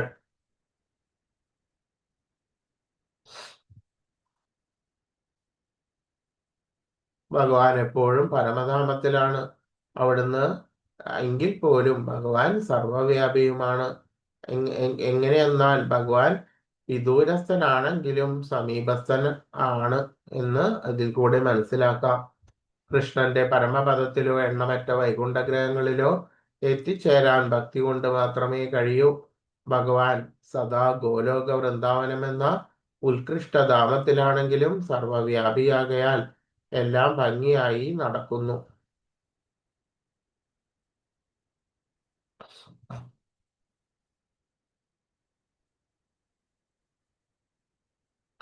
എത്ര കാലേ ത്വനാവൃത്തിം ആവൃത്തിം ചൈവ യോഗിന പ്രയാതയാന്തി തം കാലം വക്ഷ്യാമി ഭരതർഷഭ.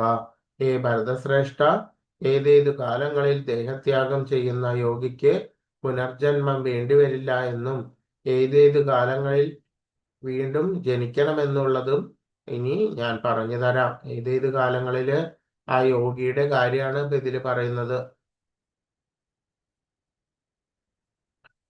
അഗ്നിർജ്യോതിരഃ ശുക്ല ഷണ്മാസ ഉത്തരായണം തത്ര പ്രയാത ഗച്ഛന്തി ബ്രഹ്മവിദോ ജന. അഗ്നിയുടെയോ ജ്യോതിസിന്റെയോ സാന്നിധ്യത്തിലോ പകലുള്ള ശുഭമുഹൂർത്തത്തിലോ ശുക്ലപക്ഷത്തിലോ ഉത്തരായണ കാലത്തിലോ ഇഹലോകം വിടുന്ന ബ്രഹ്മജ്ഞാനി ഭഗവാനെ പ്രാപിക്കുന്നു. ഇപ്പോൾ സാധാരണ മനുഷ്യന്റെ കാര്യമല്ല ഇവിടെ പറയുന്നത്, ജ്ഞാനികളായിട്ടുള്ള ആ യോഗികളുടെ കാര്യമാണ് ഇവിടെ പറയുന്നത്. ആ യോഗികൾ അവരുടേതായിട്ടുള്ള ഉത്തമമായിട്ടുള്ള ആ മുഹൂർത്തങ്ങളിലാണ് ദേഹം വിടുക. അങ്ങനെ ആ ഉത്തമമായിട്ടുള്ള മുഹൂർത്തങ്ങൾ ഏതൊക്കെയാണ്, എന്തിന്റെയൊക്കെ സാന്നിധ്യമാണ് അവിടെ വരുന്നത് എന്ന് ഭഗവാൻ ഇതിൽ കൂടെ പറയുന്നു. അഗ്നിയുടെയോ ജ്യോതിസിന്റെയോ സാന്നിധ്യത്തിലോ, അഗ്നി, ജ്യോതിസ് ഇതിന്റെ എല്ലാം സാന്നിധ്യത്തിലോ, പകലുള്ള ശുഭമുഹൂർത്തത്തിലോ, പല ദിവസങ്ങളിൽ പലതരത്തിലുള്ള ശുഭമുഹൂർത്തങ്ങളെല്ലാം ഉണ്ടാകുന്നു. അതുമാതിരി ശുക്ലപക്ഷം, വെളുത്ത പക്ഷത്തിലോ, ഉത്തരായണ കാലം. അപ്പോൾ ഇതെല്ലാം തന്നെ വളരെ ഉത്തമമായിട്ടുള്ള കാലങ്ങളാണ്. ശുക്ലപക്ഷം, ഉത്തരായണ കാലം, ഇതെല്ലാം തന്നെ ആ ഇഹലോകം വിടുന്ന ബ്രഹ്മജ്ഞാനി ഇത്തരം ആ ശുഭമുഹൂർത്തങ്ങളിലെല്ലാം ഇഹലോകം വിടുന്ന ബ്രഹ്മജ്ഞാനി ഭഗവാനെ പ്രാപിക്കുന്നു. ധൂമോ രാത്രിസ്തഥാ കൃഷ്ണ ഷണ്മാസാദക്ഷിണായനം തത്ര ചാന്ദ്രമസം ജ്യോതിർ യോഗി പ്രാപ്യ നിവർത്തതേ. ധൂമ സാന്നിധ്യം, രാത്രി, കൃഷ്ണപക്ഷം, ദക്ഷിണായനം എന്നീ സമയങ്ങളിൽ മരിക്കുന്ന യോഗി ചന്ദ്രലോകം പോകുന്നു. അയാൾ വീണ്ടും ഭൂമിയിൽ ജനിക്കുന്നു. അപ്പോൾ ആ യോഗത്തിനും തീവ്രതയുണ്ട്. ശരിയായി പരിപൂർണ അവസ്ഥയിലെത്തിയ ആ യോഗികൾ മാത്രമാണ് ആ ഭഗവാനെ പ്രാപിക്കുന്നത്. അല്ലാത്ത യോഗികളെല്ലാം തന്നെ എവിടെയാണ്? ചന്ദ്രലോകം പോകുന്നു എന്ന് പറയുന്നു. അത്തരത്തിൽ അവിടെ ജീവിച്ചിട്ട് അവരുടെ പുണ്യം ക്ഷയിക്കുമ്പോൾ അവർ വീണ്ടും ഈ ഭൂമിയിൽ ജനിക്കുന്നു. അപ്പോൾ അത്തരത്തിലുള്ള മുഹൂർത്തങ്ങളാണ് ധൂമ സാന്നിധ്യം, ധൂമത്തിന്റെ സാന്നിധ്യത്തിൽ മരിക്കുക. അതുപോലെ രാത്രി സമയത്തും കൃഷ്ണപക്ഷം, കറുത്ത പക്ഷം, അതുമാതിരി ദക്ഷിണായനം ആ സൂര്യന്റെ അയനത്തിൽ ഉത്തരായണം കഴിഞ്ഞു വരുന്ന 6 മാസം, അതാണ് ദക്ഷിണായനം എന്നീ സമയങ്ങളിൽ മരിക്കുന്ന യോഗി ചന്ദ്രലോകം പോകുന്നു.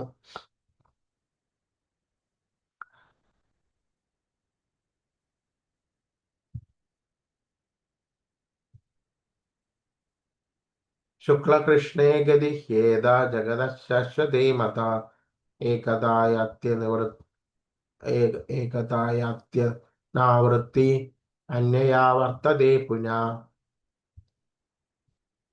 ഭൂമിയിൽ നിന്ന് പോകാൻ 2 മാർഗങ്ങളാണുള്ളത്.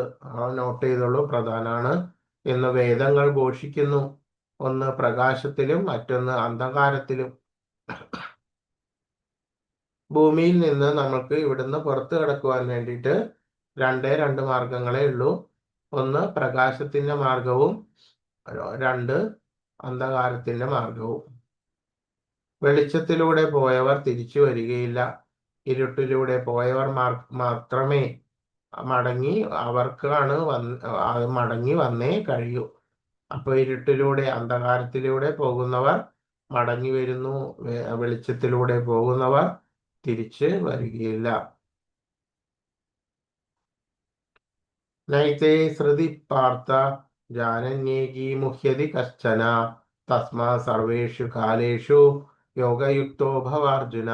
ഈ 2 വഴികളെ കുറിച്ചും അറിഞ്ഞിട്ടും ഭക്തൻ സംഭ്രമിക്കുന്നില്ല. അതിനാൽ അർജുന, എല്ലായ്പ്പോഴും ഭക്തിയില് ഉറച്ചു നിൽക്കുക. എന്താണ് ഭക്തൻ സംഭ്രമിക്കാത്തത്? ആ ഒരു ഭക്തൻ ഇരുട്ടിലൂടെ പോയാലും വെളിച്ചത്തിൽ കൂടെ പോയാലും ഏതൊക്കെ അവസ്ഥയിൽ കൂടെ പോയാലും ആ ഭഗവത് സേവനത്തിൽ ഉൾപ്പെടുത്തണമേ എന്ന ചിന്ത മാത്രമേ ആ ഭക്തന് ഉള്ളൂ. ആ ഒരു ഭക്തൻ ധാമം പോലും ആഗ്രഹിക്കുന്നില്ല. നരകത്തിൽ പതിച്ചാലും ഗോലോകധാമത്തിൽ പതിച്ചാലും എല്ലാ അവസ്ഥയിലും ആ ഒരു ഭക്തൻ ഒരേ രീതി തന്നെ കൈക്കൊള്ളുന്നു. അതാണ് പരിപൂർണമായിട്ടുള്ള ആ ഭക്തിയുടെ നില എന്ന് പറയുന്നത്. ഭൗതിക ലോകം വിട്ടുപോകുന്ന ആത്മാവിന്റെ ഈ വ്യത്യസ്ത മാർഗങ്ങളെ ഓർത്ത് സംഭ്രമിക്കേണ്ടതില്ല എന്ന് ഭഗവാൻ അർജുനനോട് ഉപദേശിക്കുന്നു. യാദൃശ്യമായിട്ടാണോ, മുൻ നിശ്ചയിച്ച പ്രകാരമോ ഇവിടം വിട്ട് പോകേണ്ടതെന്ന് ചിന്തിച്ച് ഭക്തൻ വ്യാകുലപ്പെടേണ്ടതായിട്ട് ഒന്നും തന്നെയില്ല. അപ്പോൾ ആ ഒരു ഭക്തനെ എപ്പോഴും ആശ്രയം ഭഗവാനെ തന്നെയാണ്. ആ തിരുനാമങ്ങൾ മാത്രമാണ് ആ പിടിവള്ളിയായിട്ട് ഉള്ളത്. അപ്പോൾ അത് മാത്രം ഭഗവാനെ തന്നെ ആശ്രയിച്ചിട്ടാണ് ഭക്തൻ മുന്നോട്ട് പോകുന്നത്. അയാൾ കൃഷ്ണാബോധത്തിൽ ഉറച്ചു നിൽക്കുകയും ഹരേ കൃഷ്ണ നാമോച്ചരണം തുടരുകയും ചെയ്താൽ മാത്രം മതി. മറ്റ് കാര്യങ്ങളെ കുറിച്ചൊന്നും ചിന്തിക്കേണ്ടതായിട്ട് ഇല്ല. അപ്പോൾ ഏത് ലോകത്തിൽ വരുന്നു, എവിടേക്ക് പോകുന്നു, എവിടേക്ക് വരുന്നു, എന്തൊക്കെ എന്താ നമ്മൾക്ക് ഘട്ടങ്ങളെല്ലാം നമ്മൾക്ക് തരണം ചെയ്യേണ്ടി വരുന്നു എന്ന ചിന്തകളൊന്നും തന്നെ നമ്മൾക്ക് നോക്കേണ്ട ആവശ്യം തന്നെ ഇല്ല. മുഴുവൻ സമയവും ആ കൃഷ്ണാവബോധത്തിൽ ഉറച്ചു നിൽക്കുകയാണെന്നുണ്ടെങ്കിൽ, ആ ഹരേ കൃഷ്ണ നാമോച്ചാരണം തുടരുകയാണെങ്കിൽ അത് തന്നെ മതി. മറ്റ് ഘട്ടങ്ങളോ പ്രതികരണങ്ങളോ ഒന്നും തന്നെ ഭക്തനെ അലട്ടുന്നില്ല.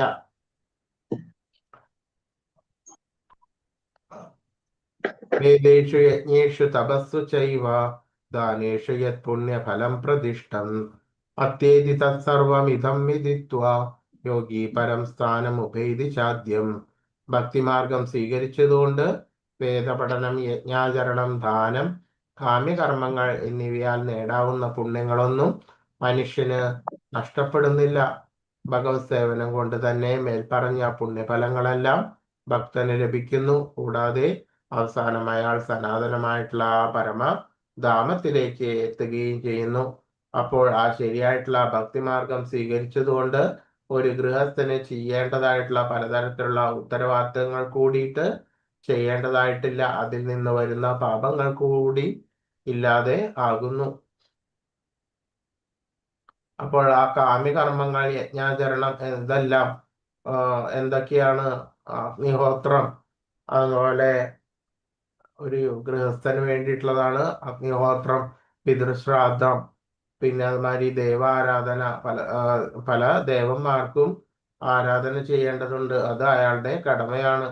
അതേപോലെ തന്നെ അതിഥി യജ്ഞം, മറ്റു ആളുകളെല്ലാം കടന്നു വരുമ്പോൾ തിഥി നോക്കാതെ കടന്നു വരുന്നത് ആരോ അതാണ് അതിഥി എന്ന് പറയുന്നത്. അപ്പോൾ ഏതൊരു മനുഷ്യനാകട്ടെ അവർക്ക് വേണ്ടുന്നതായിട്ടുള്ള ആ ദാനങ്ങളും വസ്ത്രങ്ങളും എല്ലാം ഒരു ഗൃഹസ്ഥൻ കൊടുക്കേണ്ടതായിട്ടുണ്ട്. അപ്പോൾ ഗൃഹത്തിൽ വരുന്ന ആരൊക്കെയാണോ അവർക്കെല്ലാം സന്തോഷിപ്പിച്ച് അയക്കേണ്ടതാണ് ഒരു ഗൃഹസ്ഥന്റെ കടമ. അതുപോലെ സർവഭൂതങ്ങളും പലതരത്തിലുള്ള ജീവജാലങ്ങൾക്കെല്ലാം തന്നെ അവർക്ക് വേണ്ടിയിട്ടുള്ള ഭക്ഷണങ്ങളെല്ലാം കൊടുക്കേണ്ടതുണ്ട്. അപ്പോൾ ഇതെല്ലാം തന്നെ ഒരു ഗൃഹസ്ഥന്റെ മരണം വരേക്കും, അതുമാതിരി പിതൃശ്രാദ്ധം, ഇതെല്ലാം മരണം വരേക്കും ഒരു ഗൃഹസ്ഥൻ ഉണ്ട്. അപ്പോൾ ഇത്തരത്തിലുള്ള ഇതൊന്നും ഒരാൾ ചെയ്തില്ലെങ്കിൽ പോലും അതിൻ്റെ ആ പാപപ്രതികരണങ്ങൾ പറ്റുന്നില്ല. എങ്ങനെ അനുഷ്ഠിച്ചാല്? ആ ഭഗവാന്റെ ആ ഭക്തിമാർഗം സ്വീകരിച്ചുകൊണ്ട് ഇരുന്നാൽ മാത്രം. ഇതൊന്നും അനുഷ്ഠിച്ചില്ലെങ്കിൽ പോലും അതിന്റെ പാപങ്ങളൊന്നും ഭക്തനെ ഏശുന്നില്ല. അതിന്റെ പുണ്യഫലങ്ങളെല്ലാം തന്നെ ഭക്തന് ലഭിക്കുകയും ചെയ്യുന്നു. കൂടാതെ അവസാനം അയാൾ സനാതനമായിട്ടുള്ള ആ ഭഗവാന്റെ പരമധാമത്തിലേക്ക് എത്തുകയും ചെയ്യുന്നു. ഒരു ആധ്യാത്മികമായിട്ടുള്ള ഗുരുവിന്റെ ശിക്ഷണത്തിന് കീഴിൽ വേദ പഠനം നടത്തുന്നവർ കഠിനവ്രതങ്ങൾ അനുഷ്ഠിക്കുകയും തപോനിഷ്ഠരായിരിക്കുകയും വേണം. ബ്രഹ്മചാരികൾ ഗുരുഗൃഹത്തിൽ ആശ്രിതരെ പോലെ കഴിയണം. അതായിരുന്നു പണ്ടത്തെ ഭാരതത്തിലെ സിസ്റ്റം. 5 മുതൽ 20 വയസ്സ് വരെ ഗുരുകുലവാസവും പഠനവും തുടർന്ന് അനുഷ്ഠിച്ച ശിഷ്യൻ സ്വഭാവ പരിപക്വത നേടിയിരിക്കും. ഇപ്പോൾ അതിനൊന്നും സാഹചര്യം ആർക്കുമില്ല. ഭഗവത് സേവനത്തിൽ മുഴുകിക്കൊണ്ട് ഒറ്റയടിക്ക് ഈ 4 ആശ്രമ വ്യവസ്ഥകളിലെ കർക്കശ വ്രതങ്ങളെയും പിന്നിട്ട് കളയാമെന്നത്രേ കൃഷ്ണാബോധത്തിന്റെ മനോഹാരിത. അപ്പോൾ ആദ്യത്തെ ബ്രഹ്മചര്യം, അതുമാതിരി ഗാർഹ്യസ്ഥം, വാനപ്രസ്ഥം, സന്യാസം, ഈ 4 ആശ്രമങ്ങളും, അതായത് വർണ്ണാശ്രമ, ഈ 4 ആശ്രമ വ്യവസ്ഥകളിലും ഒന്നും ശരിയാവണ്ണം നമ്മൾ ഉൾപ്പെട്ടിട്ടില്ലെങ്കിൽ പോലും ആ ശരിയാവണ്ണം ആ ഭഗവാനെ സേവിക്കുകയാണെങ്കിൽ, ആ ഭക്തിയോഗം ചെയ്യുകയാണെങ്കിൽ, അതിൻ്റെ ആ വ്രതങ്ങളൊന്നും തന്നെ ചെയ്തില്ലെങ്കിൽ പോലും നമ്മൾക്ക് അതിൻ്റെ എല്ലാം ആ പുണ്യം നമ്മൾക്കും കിട്ടും, ആ ഭക്തിയോഗം കൊണ്ട് മാത്രം. 7 മുതൽ 12 വരെയുള്ള അധ്യായങ്ങളിലാണ് ഭഗവത്ഗീതയുടെ അകക്കാമ്പ്. തപശ്ചര്യ, യജ്ഞം, ദാനം, ജ്ഞാനം, എന്നിവ കൊണ്ട് നേടാവുന്ന ഫലങ്ങളെല്ലാം തന്നെ ആ കൃഷ്ണാബോധം സ്വീകരിക്കുന്നത് കൊണ്ട് മാത്രം അനായാസേന നേടാവുന്നതാണ്. ഭഗവത്ഗീതയിൽ കുറച്ചെങ്കിലും വിശ്വാസമുള്ളവർ ഒരു ഭക്തനിൽ നിന്ന് അത് കേട്ട് പഠിക്കണം. ഊഹാപോഹ നിപുണരിൽ നിന്നല്ല, ഒരു കൃഷ്ണഭക്തനിൽ നിന്നാണ് ഭഗവത്ഗീത പഠിക്കേണ്ടത്. ഹരേ കൃഷ്ണ കൃഷ്ണ കൃഷ്ണ ഹരേ ഹരേ, ഹരേ രാമ രാമ ഹരേ ഹരേ. അപ്പോൾ നിങ്ങൾക്ക് ഇതിന്റെ ക്വസ്റ്റ്യൻസ് ഉണ്ട്. ആ ക്വസ്റ്റ്യൻസ് ഇതിന് മുമ്പ് ഇട്ടിട്ടുണ്ടെന്ന് വിചാരിക്കുന്നു വാട്സപ്പില്. അപ്പോൾ അത് ഏതൊക്കെയാണെന്ന് നോക്കാം.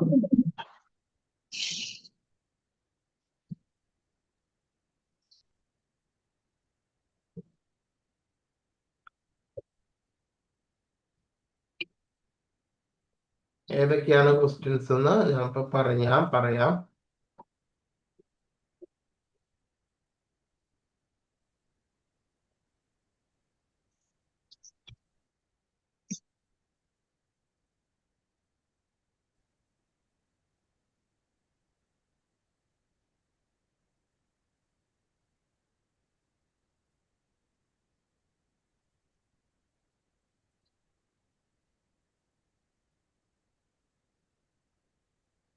ബ്രഹ്മം എന്നത് എന്തിനെ സൂചിപ്പിക്കുന്നു? പരബ്രഹ്മം എന്തിനെ സൂചിപ്പിക്കുന്നു? ഞാന് ചാറ്റ് ബോക്സിൽ ഇട്ടിട്ടുണ്ട്. ബ്രഹ്മം എന്തിനെ സൂചിപ്പിക്കുന്നു? പരബ്രഹ്മം എന്തിനെ സൂചിപ്പിക്കുന്നു? എന്താണ് ബ്രഹ്മം, എന്താണ് പരബ്രഹ്മം? പറയൂ. ബ്രഹ്മം ജീവാത്മാവിനെയും പരബ്രഹ്മത്തെയും പുരുഷനെയും സൂചിപ്പിക്കുന്നു. എന്താണ്? കുറച്ചും കൂടി ഉറക്കെ പറയൂ. ബ്രഹ്മം ജീവാത്മാവിനെയും പരബ്രഹ്മത്തെയും പുരുഷനെയും സൂചിപ്പിക്കുന്നു. ആ ശരി, ഓക്കെ. ജീവാത്മാവിന്റെ മൂലസ്വരൂപത്തിന് ഭൗതിക ബോധം ഉൾക്കൊള്ളുമ്പോഴും കൃഷ്ണാബോധം ഉൾക്കൊള്ളുമ്പോഴും എന്താണ് സംഭവിക്കുന്നത്? എന്താണ് സംഭവിക്കുന്നത്? ജീവാത്മാവ് എന്ന മൂലസ്വരൂപത്തിന് ഭൗതിക ബോധം ഉൾക്കൊള്ളുമ്പോഴും കൃഷ്ണാബോധം ഉൾക്കൊള്ളുമ്പോഴും എന്താണ് സംഭവിക്കുന്നത്? നിങ്ങൾ നിങ്ങളുടേതായിട്ടുള്ള വേർഡിൽ പറഞ്ഞാൽ മതി. ആര് പറയും?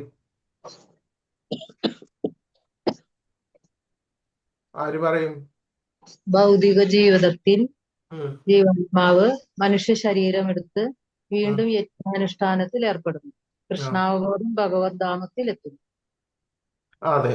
അപ്പം അത് ആ ജീവചക്രത്തിൽപ്പെട്ട് വളരെയധികം ഭൗതികമായിട്ടുള്ള ആസക്തിയോട് കൂടിയിട്ട് പ്രവൃത്തി ചെയ്യുമ്പോൾ അത് അധപ്പതനത്തിന് ഹേതുവാകുകയും അതല്ല, മറിച്ച് ആ കൃഷ്ണാബോധത്തോടു കൂടിയിട്ട് ജീവിക്കുമ്പോൾ ആ ജീവചക്രം ഭേദിച്ചിട്ട് ഭഗവാന്റെ ധാമത്തിലേക്ക് എത്തുകയും ചെയ്യുന്നു.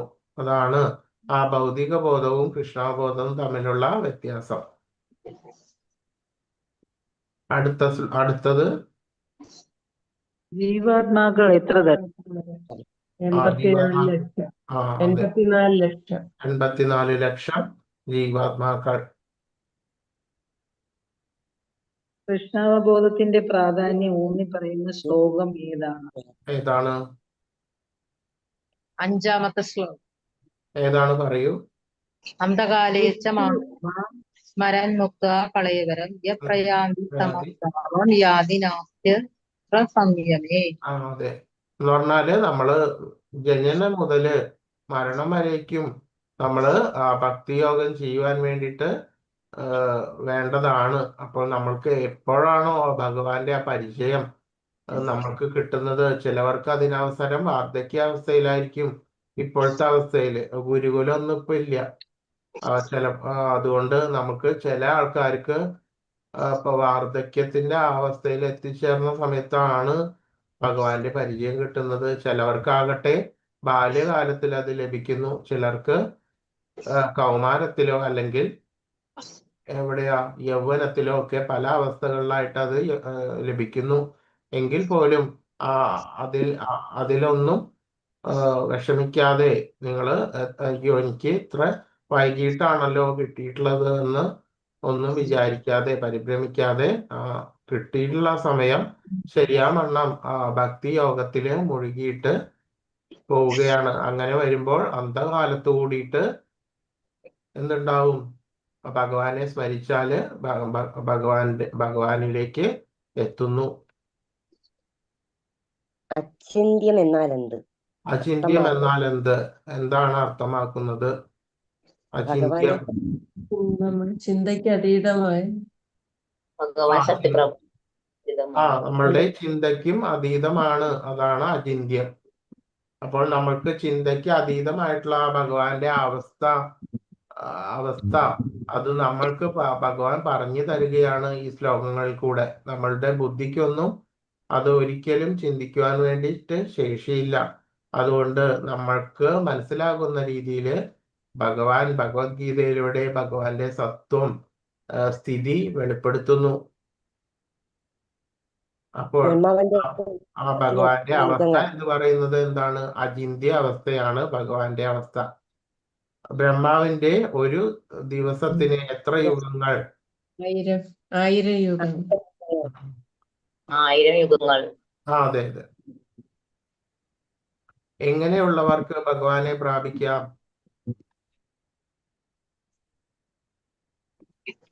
എങ്ങനെയുള്ളവർക്കാണ് ഭഗവാനെ പ്രാപിക്കാൻ സാധിക്കുന്നത്? ഭക്തിയുള്ള ഭക്തിയുത സേവനം, കൃഷ്ണാബോധത്തോടു കൂടിയിട്ടുള്ള ആ ഭക്തിയുത സേവനം ചെയ്തിട്ട് അന്യാഭിലാഷങ്ങളൊന്നുമില്ലാതെ ചരിക്കുന്നവർക്കാണ് ആ ഭഗവാനെ പ്രാപിക്കുവാൻ സാധിക്കുന്നത്. എങ്ങനെയുള്ളവരാണ് ഭൂമിയിൽ ജനിക്കുന്നത്?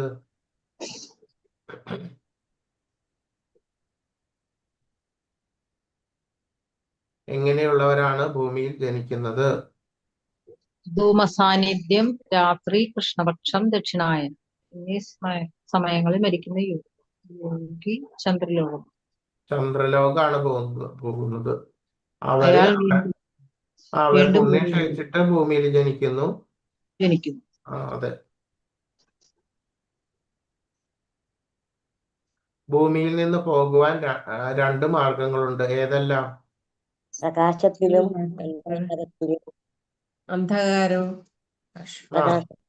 അന്ധകാരവും പ്രകാശവും. ഇങ്ങനെ 2 ഇതാണ്. പ്രകാശവും അന്ധകാരവുമാണ് ഈ വേദഹിതമായിട്ട് പറയുന്നത്. വേദത്തിൽ പ്രതിപാദിച്ചിട്ടുള്ളതാണ് പ്രകാശവും അന്ധകാരവും. ഈ 2 അവസ്ഥയിൽ കൂടെ മാത്രമാണ് ഈ ഭൂമിയിൽ നിന്ന് പോകുവാൻ സാധിക്കുകയുള്ളൂ. ഹരേ കൃഷ്ണ. അപ്പോൾ 8ാമത്തെ അധ്യായം കഴിഞ്ഞു. നിങ്ങൾക്ക് ഇതിൽ വല്ല എന്തെങ്കിലും ഈ പറഞ്ഞതിൽ എന്തെങ്കിലും സംശയം ഉണ്ടെങ്കിൽ, നോട്ട് ചെയ്ത് വെച്ചത് അറിയാത്തത് എന്തെങ്കിലും ഉണ്ടെങ്കിൽ ചോദിക്കുക, പറയാം. ആ ശ്ലോകം പറയണം ഏതാന്നുണ്ടെങ്കിൽ. ഹരേ കൃഷ്ണ. ഹരേ കൃഷ്ണ. കൽപതരുഭ്യശ്ച കൃപാ സിന്ധുഭ്യേവ ച പതിതാനാം പാവനേഭ്യോ വൈഷ്ണവേഭ്യോ നമോ നമഃ. അനന്തകോടി വൈഷ്ണവേഭ്യോ നമഃ. ശ്രീലാ പ്രഭുപാദ് കി ജയ്. ഹരേ കൃഷ്ണ.